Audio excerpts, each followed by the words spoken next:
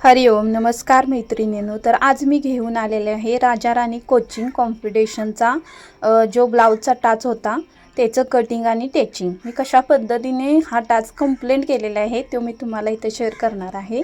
तर मी इथे छोटासा फोटो लावलेला आहे, तो टाच होता। अशा पद्धतीचे मला ब्लाउज शिवायचं होतं, त्यासाठी मी इथे पिंक कलर म्हणजे जो टाच होता त्याच्यामध्ये असं होतं की हा पिंक कलरचाच आपल्याला ब्लाउज पीस इथं यूज करायचा होता।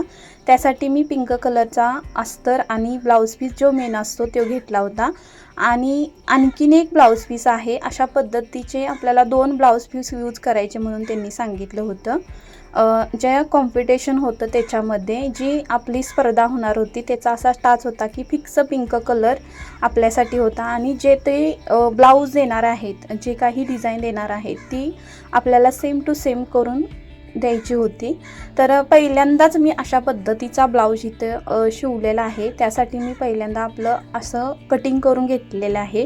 कटिंग प्रॉपर म्हणजे मी तुम्हाला व्हिडिओ हवा असेल तर त्या पद्धतीचा नंतर व्हिडिओ करील। तर इथे माझी खूप गडबड होती त्याच्यामुळे मी स्टेप बाय स्टेपमध्ये कटिंग केलेले आहे, कारण आपल्याला जो ब्लाउज होता तो बरोबर 4 ते 6च्या मध्ये आपल्याला तो फोटो शेअर करायचे होते। तर मी इथं हा ब्लाउज जो होता तो चालू मी केला होता 1 वाजता। 1 वाजल्यापासून माझा हा ब्लाउज 4:45 वाजले मला हा ब्लाउज तयार करायला। त्याच्यामुळे मी इथं आता अशा पद्धतीची बाही आणि प्रिया मॅडमनी खूप सुंदर प्रकारे हा ब्लाउज दिला होता। मी पहिल्यांदाच अशा पद्धतीचा हा ब्लाउज शिवला होता, कधीच मी अशा पद्धतीचे कटिंग किंवा टिचिंग केलं नव्हतं। खूप छान वाटलं मला ह्या ब्लाउज कॉम्पिटिशनमध्ये प्रिया मॅडमच्या राजा राणी कोचिंगमध्ये सहभाग होऊन शनी खरंच त्यामुळे मी हा व्हिडिओ इथे शेअर केलेला आहे तुमच्यासोबत। तर मी इथे फ्रंट बाजू जी असते आपली त्याचं कटिंग केलं होतं, पेपर कटिंग। त्याचंही तुम्हाला जर पेपर कटिंग वगैरे हवं असेल तर कमेंटमध्ये सांगा। आणि माझ्या चॅनलवरती तुम्ही नवीन असाल तर लाईक शेअर आणि कमेंटमध्ये नक्की सांगा हा ब्लाऊज कसा झाला। तर इथे मी जे मेन पेपर कटिंग होतं त्या पद्धतीने आपला फ्रंट जी बाजू आहे त्याची मी कटिंग केलेलं आहे स्टेप बाय स्टेपमध्ये। हा ब्लाऊज जो होता त्यांनी आपल्याला प्रिन्स कट असा ब्लाऊज हा शिवायचा होता, त्यासाठी मेन त्यांनी टाच दिले होते आणि त्यांचे जे टाच होते ते मी प्रयत्न केलेले आहेत फक्त जसंच्या तसं शिवण्याचा। मला माहिती नाही आहे आता आज आपला रिझल्ट असणार आहे त्यांचा 4 वाजता।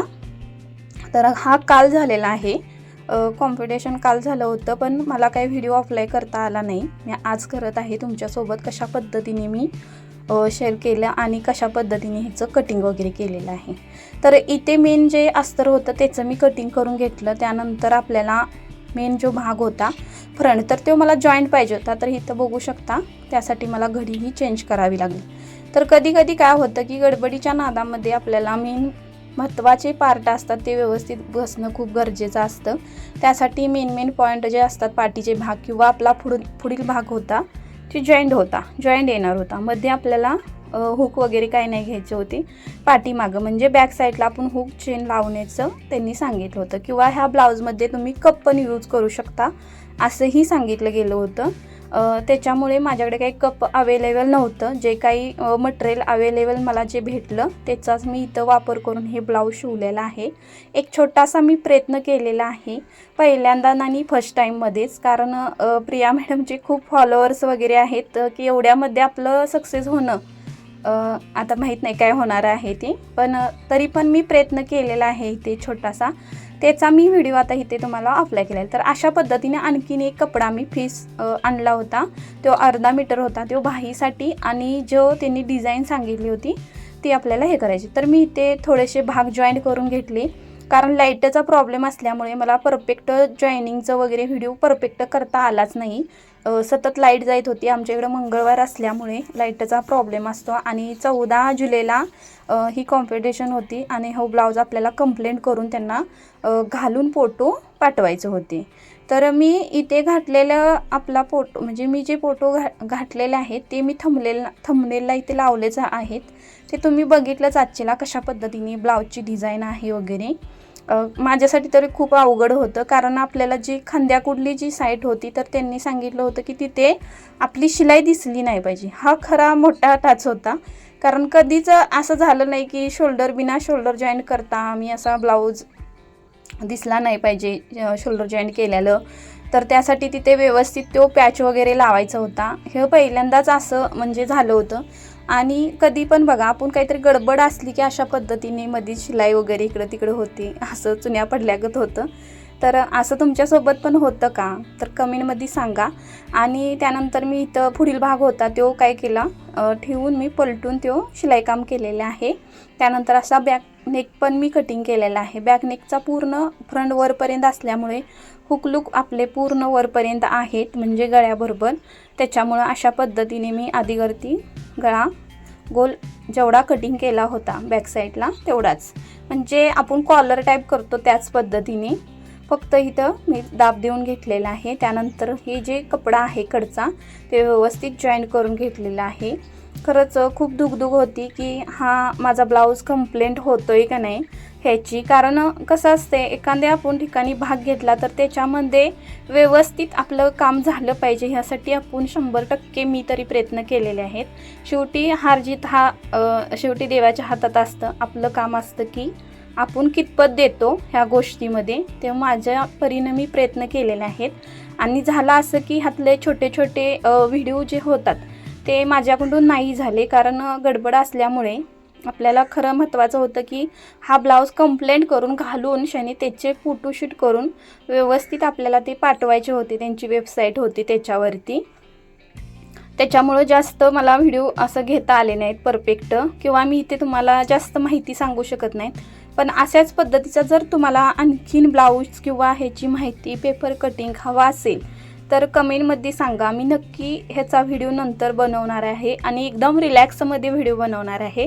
कारण काल फर्स्ट टाईम हा ब्लाऊज मी शिवल्यामुळे मला पण नक्की कळत नव्हतं नक्की काय करावं काय नाही. भरपूर विचार केल्यानंतर कशा पद्धतीनं तो पॅच जो मॅडमनी दिला होता खांद्यावरती बसवण्याचा तो कसा बसवायचा ह्याच्यातच माझा जास्त वेळ गेला. आणि म्हणजे व्हिडिओसुद्धा नाही आहे त्याचा कुठं. मी भरपूर सर्च पण मारलं अशा पद्धतीचा काही व्हिडिओ आहे का यूट्यूबवरती वगैरे, तर मला काय ते व्हिडिओ भेटला पण नाही. आणि तशा पद्धतीचं नाही, झिरो नेक म्हणून भरपूर व्हिडिओ येतात पण वरचा जो पॅच आहे तो कशा पद्धतीने बसवायचा ह्याचा काही व्हिडिओ नाही. खरंच खूप मोठं प्रिया मॅडमनी हा टास्क दिला होता की मी पहिल्यांदाच अशा पद्धतीचा टास्क म्हणजे कंप्लेंट केला आणि असा ब्लाऊज कंप्लेंट केला. मला छान वाटत आहे. माहिती नाही एवढा परफेक्ट हा ब्लाऊज झाला आहे का नाही, त्यांच्या फिनिशिंगच्या मानेनं मला तरी काही वाटत नाही एवढं कंप्लेंट. कारण एवढं फिनिशिंग काम त्यांचं खरंच खूप सुंदर असतं प्रिया मॅडमचं काम. नेहमी त्यांचं मी व्हिडिओ बघते. तर प्रिया मॅडम खूप छान आणि सुंदर प्रकारे शिकवतात. फक्त त्यांचं हिंदीमध्ये येतं त्याच्यामुळे काही गोष्टी एवढ्या समजत नाहीत. तरी पण ज्या गोष्टी समजतात त्या मी त्यांच्या फॉलो नेहमी करत असते. माझ्या ब्लाऊजमध्ये बदलण्याचा प्रयत्न करत असते प्रत्येक वेळेला. तर हा ब्लाऊज पण त्याच पद्धतीचा आहे. हा पण मी त्याच पद्धतीने शिवलेला आहे कारण जी गरज होती ती. तर अशा पद्धतीने बॅक साईडला आपल्याला हुक करायचे होते. तर त्यासाठी मी आपली नेहमीची म्हणजे फ्रंट साईडला हुक लूक पट्टी असते तशीच केलेली आहे. त्यांनी जसं तुम्हाला जमल त्या पद्धतीने सांगितलं होतं. चीनचा पण वापर करायला त्यांनी सांगितला होता. पण चीनमध्ये काय झालं की आमच्या इथं कलरची मॅचिंग परफेक्ट चीन न भेटल्यामुळे मी ती काही यूज न करता अशा पद्धतीने हुकचं केलं. आणि चीनचं नकोच होतं मला, कारण मी पुढे जाऊन हा जो फ्रंट साईड आहे तिथे मी हुक घेणार आहे. कारण कसं होतं आपल्याला हा ब्लाऊज घालायचा म्हटलं तर एखादी व्यक्ती लागते, त्याशिवाय आपण हा ब्लाऊज घालू शकत नाही बॅक साईडला आपल्याला हुक अडकवण्यासाठी. तर पहिल्यांदा मी ते लूकपट्टी बनवून घेतलेली आहे. त्यानंतर आता इथं हुकपट्टी बनवून घेत आहे. हुकपट्टी बनवताना वरून आतमध्ये फोल्ड करायची आहे. जशी इथे मी करत आहे त्याच पद्धतीने तुम्ही करून घ्या. अशा पद्धतीनं मी इथं हुकपट्टी लूकपट्टी करून घेतली. बघू शकता इथे फ्रंट साईड किती सुंदर आणि छान दिसत आहे. मला तरी खूप छान वाटत होतं हे करता वेळेस. तर इथे बघू शकता मी फ्रंट बाजूसुद्धा आपली साईडचं जे कपडा असतो अस्तर जॉईंट केलेला ते कटिंग करून घेतला. आणि फ्रंट साईडला इथे मी कप जरी आत्तासुद्धा यूज करायचे म्हटले तरी मी करू शकतो. आपल्याला जसं आवडेल तसं हे करू शकतो कपचा. पण माझ्या साईजचे कप नव्हता तिथे, त्याच्यामुळे मला काही हे करता आलं नाही, यूज करता आलं नाही. आणि तेवढा वेळ पण नव्हता कारण ऑलरेडीच खूप वेळ झाला होता. बाहीसाठी जो कपडा लागणार होता तो मला मिळाला नव्हता. तोच मला 1 वाजताच मिळाला. तिथून पुढं म्हणजे ब्लाऊज कटिंग इस्त्री करणे वगैरे कपड्याला, तिथून पुढं स्टार्च माझा सुरू झाला. तो बरोबर 4:45ला संपला. खरं सांगायचं म्हणजे खरंच नवीन काहीतरी आपण बनवायचं म्हटलं तर खूप वेळ लागतो. अशा पद्धतीने मी नंतर मग पुढील मागील भाग जॉईन करून घेतले, शोल्डर पण जॉईन करून घेतलं. तर मी इथं जो भाग तुम्हाला दाखवलेला आहे इथं बघू शकता, इथे मी आता पॅच लावून घेणार आहे ह्या शोल्डरच्या बरोबर इथं. तर मी त्या आधीवरती दाब देऊन घेतला, म्हणजे इथं शोल्डरचं जे आपलं फिनिशन आहे ते प्रिया मॅडमनी सांगितलं होतं की दिसले नाही पाहिजे, तुमचं शोल्डर हे जॉईन केलेलं दिसलं नाही पाहिजे. त्याच्यामुळे इथं मी हा जो पॅच आहे तो अशा पद्धतीने लावून घेतलेला आहे. तर कमेंटमध्ये सांगा तुम्हाला जर अशा पद्धतीचा ब्लाऊज शिकायचा असेल किंवा शिवायचा असेल तर ह्याचं प्रॉपर व्हिडिओ मी परत एकदा घेऊन येईल. आणि कमेंटमध्ये सांगा हा ब्लाऊज कसा वाटला. आणि पुढे मी आता पूर्ण ह्याचं दाखवलेलं आहे ब्लाऊज पूर्ण कंप्लीट झालेला. तर नक्की कमेंट करा आणि सांगा की माझा हा ब्लाऊज कसा झाला, तुम्हाला आवडला का. आवडला असेल तर कमेंट करा.